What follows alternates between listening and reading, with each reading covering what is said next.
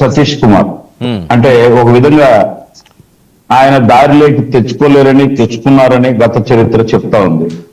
ఇప్పుడు ఆయన సాక్ష్యానికి పోతుంటే ఆయన్ను మీదే కదా గవర్నమెంట్ ఇప్పుడు వైసీపీ వాళ్ళు అనేది ఏం చేస్తున్నారు, ఆయన చెప్పింది నిన్న ఖచ్చితంగా చేస్తారు. ఎందుకు చేయరండి? లడ్డు కల్తీ అంటే ఎటం చేశారు. మళ్ళా సిట్టు చెప్పిందంటే మళ్ళా ఇప్పుడు అట్లా కాదండి, అసలు లేనే లేదు అని మాట్లాడేది మళ్ళా తిరుపుతున్నారు. ఇప్పుడు నేను ఆ పరకామణిలో, ఇది గత ప్రభుత్వ పరకామణిని గుడిలో నుంచి బయటికి మార్చి అక్కడ అన్యాయం జరిగింది అనేది అపవాదు. దాన్ని నిరూపించుకోవాల్సిన బాధ్యత వాళ్ళ మీద ఉంది. దానికి ప్రధాన ఉన్నటువంటి వ్యక్తి ఈయన ఏవిఎస్ఓ. మరి ఇప్పుడు ఆయన్ను చంపేసినారు. ఎవరు చంపినారు సార్? ఇప్పుడు మనకు తెలిసిందే కదా, గొడ్డలి పొట్టును గుండు పొట్టుగా మార్చింది. ఇప్పుడు 100% రేపు ఫోరెన్సిక్ లేకుంటే ఇంకో దాంట్లో తెలిసిపోతుంది.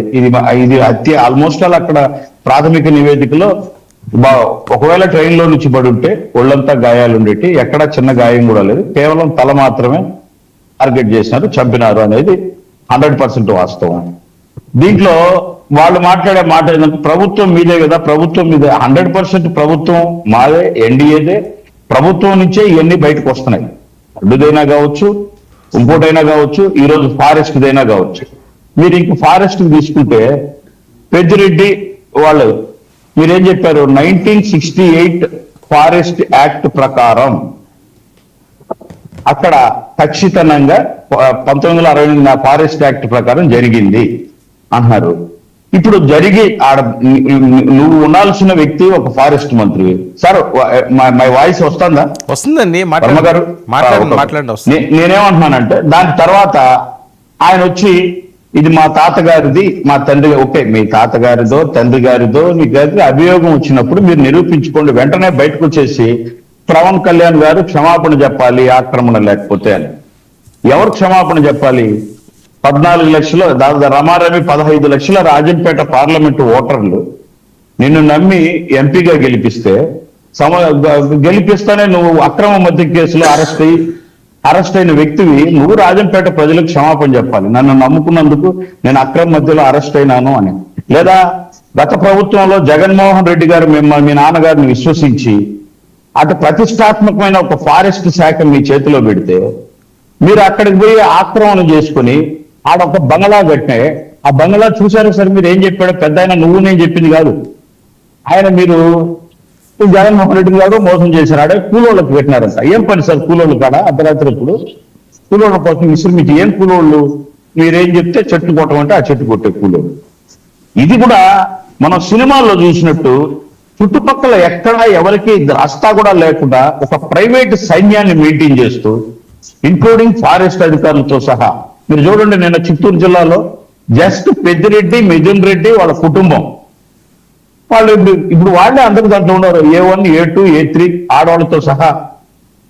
మీరు మాట్లాడడానికి ఇంకేముంది మాట్లాడుతున్నారు? మీరు వచ్చి ఫారెస్ట్ శాఖ మంత్రితో మీరు క్షమాపణ చెప్పాలి. అంత పెద్ద ఫారెస్ట్ శాఖ మీ చేతిలో పెట్టి ఈ రాష్ట్ర ప్రజలకు క్షమాపణ చెప్పండి పెద్దిరెడ్డి గారు. మీరు అక్కడ అక్రమంగా దోచుకున్నారు కాబట్టి నేను దోచుకున్నాను అని చెప్పి క్షమాపణ. మీరే పవన్ కళ్యాణ్ గారిని క్షమాపణ అడగడం ఏంటి? ఇప్పుడు మీరు ఎర్ర చందనం అంటానే ఎందుకు ఉలిక్కి పడుతున్నారు? రకరకాల అర్థాలు తీస్తారు. రెండోది, ఆయన వేసుకున్న ప్యాంటు మీద, ఆయన డ్రెస్సుల మీద, ఆయన అద్దాల మీద, ఆయన తీసుకునే చర్యల మీద మాట్లాడండి. ఆయన పోతున్నటువంటి శాఖ మీద మాట్లాడండి. మీరు చేస్తున్నటువంటి అవినీతి ఆరోపణలు మీ మీద వస్తుంటే దాని మీద మాట్లాడండి. అంతేగాని మీరు వ్యక్తిత్వ హననం చేస్తూ ఆయన ఆహార్యం మీద కాదు, ఆయన ఏ విధమైనటువంటి ఆహారం తీసుకుంటే ఆయన ఆహార్యం మీద కాదు, ఆయన పోతున్నటువంటి వే.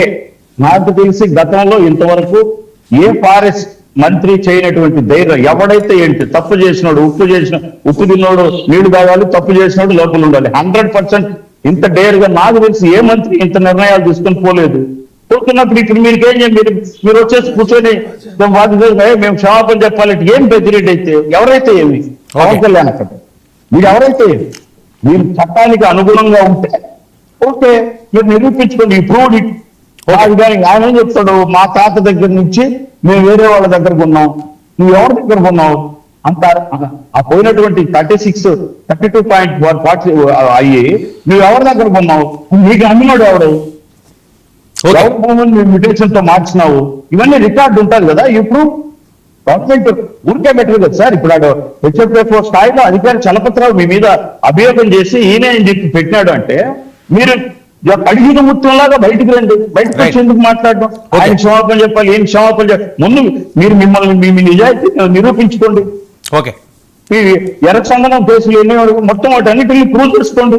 ఓకే నాగేంద్ర గారు చర్చిద్దాం. వెంకటరెడ్డి గారు, ఏంటండి పరకామని మీ హయాం నుంచి ఏట మొత్తం అంతా జరిగింది? అంతే, మొత్తం ఏం జరిగినా మనదే కదా. పక్కన దేశాలు యుద్ధం జరిగినా మన వల్లే.